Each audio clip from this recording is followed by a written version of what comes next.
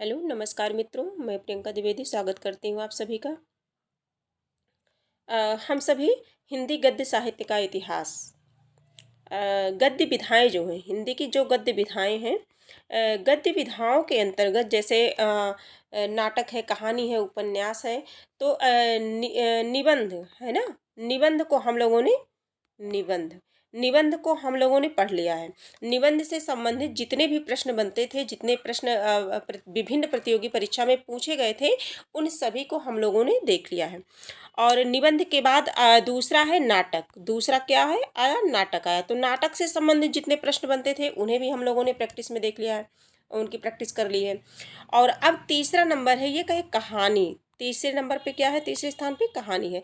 अब कहानी से संबंधित जो प्रश्न बनते हैं या बने हुए हैं, जिस प्रकार से बनते हैं, परीक्षा में पूछे जाते हैं, उन सभी को हम यहाँ देखेंगे। और ये प्रैक्टिस सेट है। प्रैक्टिस सेट में PYQ है। ये घटना चक्र है। क्या है? घटना चक्र है। घटना चक्र से हम सभी प्रतिदिन प्रैक्टिस सेट करते हैं। हिंदी साहित्य से संबंधित हिंदी पद्य साहित्य का इतिहास पूरा हम लोगों ने कंप्लीट कर लिया है। आप चाहें तो जाके देख सकते हैं, अपना रिवीजन कर सकते हैं, अपनी तैयारी को और बेहतर बना सकते हैं। और हिंदी गद्य साहित्य के इतिहास में तीसरा पार्ट ये है, कहानी। कहानी से संबंधित प्रश्नों को इस क्लास में हम सभी देखेंगे। तो ये इसका पहला प्रश्न है, निम्नलिखित में से कौन सा सुमेलित नहीं है? ऑप्शन ए है विपथगा जैनेन्द्र की, बी है कर्मनासा की हार शिवप्रसाद सिंह की, सी है भस्मावृत चिंगारी यशपाल की, डी है आहुति इलाचंद्र जोशी की। तो इसका जो राइट आंसर है विपथगा। विपथगा जो है जैनेन्द्र की ना होकर के किसकी है? अज्ञेय की। ये जैनेन्द्र की नहीं है, बल्कि किसकी है? अज्ञेय की है। किसकी है? अज्ञेय की है। अज्ञेय का अगर पूरा नाम पूछा जाए तो सच्चिदानंद हीरानंद वात्स्यायन अज्ञेय, ये प्रश्न बनता है। और नहीं पूछा गया है तो नहीं, राइट आंसर ए ही हो गया। बाकी कर्मनाशा की हार ये शिवप्रसाद सिंह जी का है, भस्मावृत चिंगारी यशपाल का है, आहुति इलाचंद्र जोशी का है। ठीक है, ये प्रश्न नंबर 1 हमारा कंप्लीट हो गया। अब जो है देखते हैं प्रश्न संख्या 2। राजा भोज का सपना कहानी के लेखक कौन है? ऑप्शन है राजा शिवप्रसाद सितारे हिंद, बी है doctor Shivprasad Singh, C option देखते हैं। ऑप्शन सी है भारतेंदु हरिश्चंद्र, और ऑप्शन डी है राजा लक्ष्मण सिंह। राजा लक्ष्मण सिंह। तो इसका जो राजा भोज का सपना है, जो इसका राइट आंसर हो जाएगा वो हो जाएगा शिव प्रसाद सितारे हिंद, यानी कि जो राइट आंसर ए हो जाएगा हमारा। ऑप्शन ए हो जाएगा। राजा भोज का सपना कहानी के लेखक राजा शिव प्रसाद सितारे हिंद है। आचार्य रामचंद्र शुक्ल के अनुसार इनकी रचना 1856 ईस्वी के आसपास की गई। ठीक है। प्रश्न संख्या 3 देखेंगे, निम्नलिखित में से कौन सा सुमेलित नहीं है? ऑप्शन ए है यही सच है। निम्नलिखित में से कौन सा सुमेलित है? ठीक है, सुमेलित है पूछा गया है। कहने का मतलब एक ऑप्शन ऐसा है जो राइट है और उसी को बताना है। यही सच है मन्नू भंडारी, ऑप्शन बी बादलों के घेरे उषा प्रियंवदा, सी है डिप्टी कलेक्टरी कमलेश्वर, डी है राजा निर्वंशिया अमरकांत। ठीक है, तो यही सच है किसका है? मन्नू भंडारी का है। ये हमारा राइट आंसर ए हो जाएगा। 3 का राइट आंसर हमारा ए हो जाएगा। और बादलों के घेरे में ये जो है, बादलों के घेरे, ये कृष्णा सोबती की कहानी है, प्रियंवदा की नहीं है, बल्कि किसकी है? कृष्णा सोबती की कहानी है। किसकी है? कृष्णा सोबती का नाम आप लोगों ने सुना होगा, ये कृष्णा सोबती का है। और इसके बाद जो है ये डिप्टी कलेक्टरी है ना, ये किसका है? ये कहानी अमरकांत की है। और राजा निर्वंशिया किसका है? कमलेश्वर का। ये क्या है? कमलेश्वर का है। और ये कमलेश्वर का नहीं बल्कि किसका है? ये है अमरकांत की। ठीक है। अब प्रश्न संख्या जो है 4 देखेंगे, निम्नलिखित में से कौन सा सही सुमेलित नहीं है? ऑप्शन ए है एक और जिंदगी मोहन राकेश, बी है रस प्रिया फणीश्वरनाथ रेणु, सी है बंद गली का आखिरी मकान धर्मवीर भारती, डी है खोई हुई थाती रविंद्र कालिया। तो कौन सा सुमेलित नहीं है? तो एक और जिंदगी, ये मोहन राकेश का है। ठीक है, ये राइट है। रसप्रिया फणीश्वरनाथ रेणु, बंद गली का आखिरी मकान धर्मवीर भारती, खोई हुई थाती, ये जो है रविंद्र कालिया का नहीं बल्कि गंगा प्रसाद बिमल का है। किसका है? गंगा प्रसाद बिमल का है। ठीक है, और राइट आंसर हमारा डी हो जाएगा। प्रश्न संख्या 5 देखते हैं। निम्नलिखित में से कौन सा सुमेलित नहीं है? ऑप्शन ए कर्मनाशा की हार, शिव प्रसाद सिंह, बी है बंद गली का आखिरी मकान, शेखर जोशी, सी है एक आदत औरत, ममता कालिया, डी है भस्मावृत चिंगारी यशपाल। तो इसमें कौन सा सुमेलित नहीं है, ये प्रश्न में पूछा गया है। तो बंद गली का आखिरी मकान जो है, बंद गली का आखिरी मकान शेखर जोशी का नहीं बल्कि ये धर्मवीर भारती की कहानी है।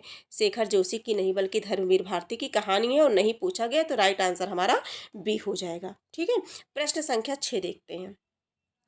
कहानी और कहानीकार की दृष्टि से एक युग्म अशुद्ध है। ऑप्शन ए है वापसी उषा प्रियंवदा, बी है यही सच है मन्नू भंडारी, सी है जयदोल अज्ञे, डी है ठेस जैनेन्द्र कुमार। एक अशुद्ध है, तो इसका जो राइट आंसर है वो हो जाएगा ठेस, जो है फणीश्वरनाथ रेणु की है। ठेस कहानी किसकी है? फणीश्वरनाथ रेणु की है। राइट आंसर डी हो जाएगा। ठीक है, अब प्रश्न संख्या जो है 7 देखेंगे हम सभी। 7 देखेंगे। निम्नलिखित में से हिंदी की पहली कहानी मानी जाती है। ऑप्शन है इंदुमती, बी है 11 वर्ष का समय, सी है धुलाई वाली, डी है इनमें से कोई नहीं। तो इंदुमती पहली कहानी, राइट आंसर हमारा ए हो जाएगा। राइट आंसर क्या हो जाएगा? ए हो जाएगा। इनसे संबंधित कुछ तथ्य हैं, इन्हें देख लेते हैं क्योंकि प्रश्न बन सकते हैं इनसे। भारतेंद्र युग में कहानियाँ नहीं लिखी गई, कुछ कथात्मक शैली के निबंध अवश्य लिखे गए थे जो पढ़ने में अत्यंत रोचक थे। कहानियों का विकास आलोच्य युग यानी कि द्विवेदी युग में हुआ।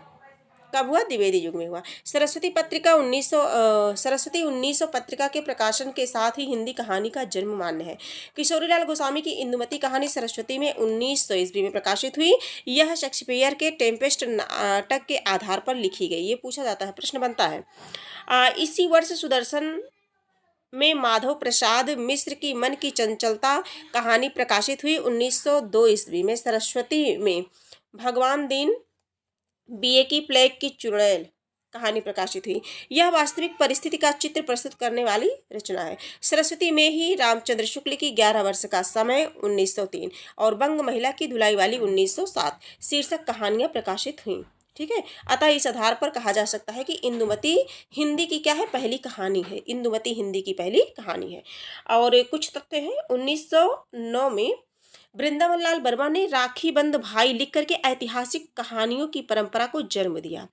और दूसरा तथ्य है 1909 में काशी से इंदु का प्रकाशन हुआ और इसमें जयशंकर प्रसाद की भावात्मक कहानियां प्रकाशित हुई। इन कहानियों का संग्रह छाया 1912 है। किसकी है कहा छाया? जयशंकर प्रसाद की का कहानी संग्रह है, 1912 में प्रकाशित हुआ। ठीक है, किस नाम से? छाया नाम से प्रकाशित हुआ। इतने महत्वपूर्ण तथ्यों को हम लोगों ने देख लिया। अब देखते हैं प्रश्न संख्या जो 8 है हमारा। इंदुमती कहानी के लेखक हैं, तो वही प्रश्न है, तो किशोरीलाल गोस्वामी है। इसमें ज़्यादा टाइम वेस्ट नहीं करेंगे। राइट आंसर भी हो जाएगा। इंदुमती किसकी छाया मानी जाती है? ऑप्शन ए है ओथेलो की, बी है मैकबेथ की, सी है टेम्पेस्ट की, डी है मर्चेंट ऑफ वेनिस की। तो अभी ऊपर हम लोगों ने पढ़ा महत्वपूर्ण तथ्यों में टेम्पेस्ट की, है ना। राइट आंसर सी हो जाएगा हमारा।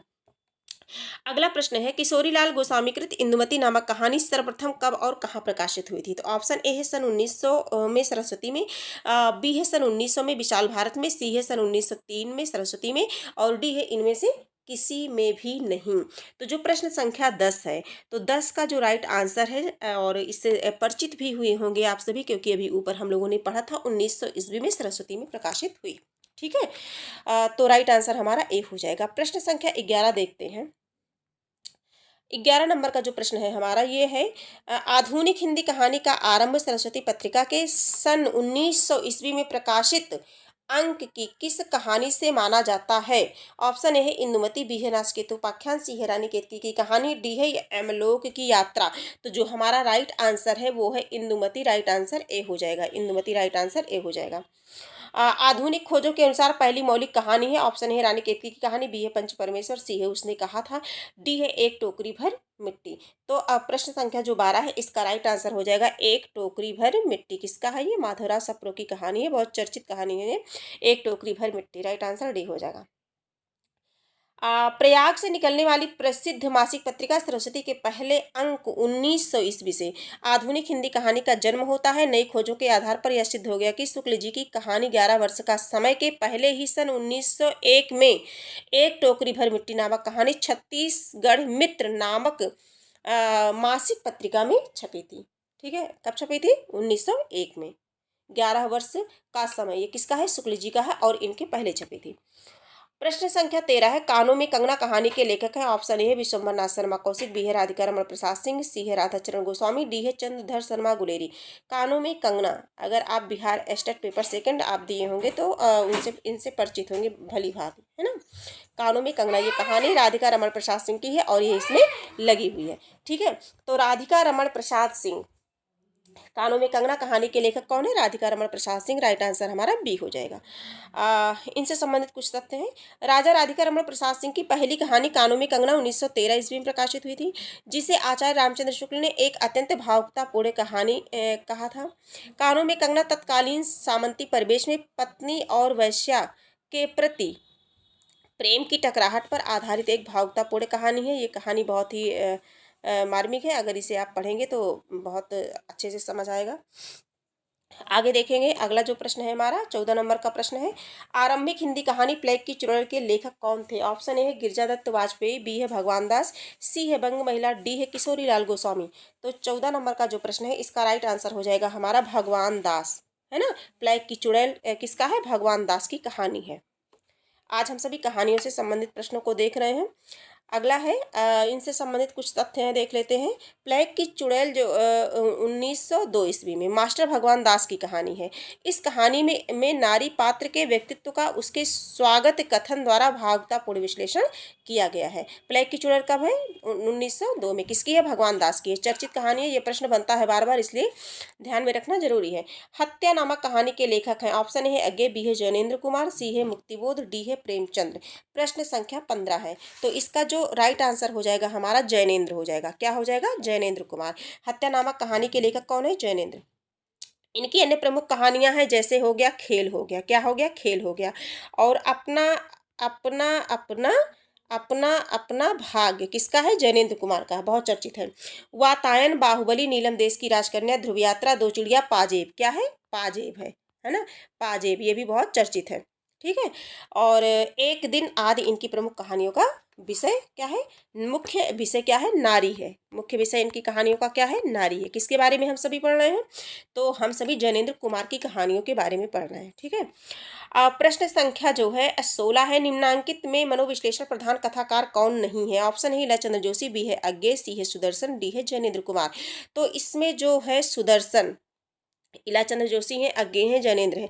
मनोविश्लेषण पूछा गया है तो सुदर्शन नहीं है। सुदर्शन क्या है? नहीं है। राइट आंसर हमारा सी हो जाएगा। इनसे संबंधित कुछ तथ्य हैं। सुदर्शन मनोविश्लेषण प्रधान कथाकार नहीं है, जबकि इलाचंद्र जोशी अज्ञे तथा जैनेन्द्र मनोविश्लेषण प्रधान उपन्यासकार कथाकार हैं। सुदर्शन का वास्तविक नाम पंडित बद्रीनाथ भट्ट था। सुदर्शन की कहानियों का मुख्य लक्ष्य समाज व राष्ट्र को स्वच्छ व सुदृढ़ बनाना था। इनका दृष्टिकोण सुधारवादी था। हार की जीत सुदर्शन की पहली कहानी थी। मोस्ट इंपॉर्टेंट क्वेश्चन बनता है यहाँ से, जो 1920 ईस्वी में सरस्वती पत्रिका में प्रकाशित हुई थी। लाहौर की उर्दू पत्रिका हजार दास्तां में इनकी अनेक कहानियां प्रकाशित हुई हैं। इनकी प्रमुख रचनाएं हैं सच का सौदा, अठन्नी का चोर, है ना, सच का सौदा, ठन्नी का चोर, साइकिल की सवारी, तीर्थ यात्रा, पत्थरों का सौदागर, पृथ्वी वल्लभ। किसके बारे में हम सभी पढ़ रहे हैं? सुदर्शन के बारे में पढ़ रहे हैं। किसके बारे में? सुदर्शन की कहानियों के बारे में हम सभी पढ़ रहे हैं। हार की जीत इनकी पहली कहानी है। आगे देखेंगे, हार की जीत कहानी के लेखक हैं, तो इसमें ज़्यादा टाइम नहीं वेस्ट करेंगे। कौन है? सुदर्शन है। राइट आंसर हमारा सी हो जाएगा। अगला प्रश्न है अगला प्रश्न है हमारा, हार की जीत कहानी के लेखक कौन है? फिर से उसी प्रश्न को घुमा के पूछ लिया गया है। पीजीटी परीक्षा 2000 में ये प्रश्न पूछा गया था। कौन है? सुदर्शन है ना। राइट आंसर सी हो जाएगा। प्रश्न संख्या 19 है, 19 देखते हैं।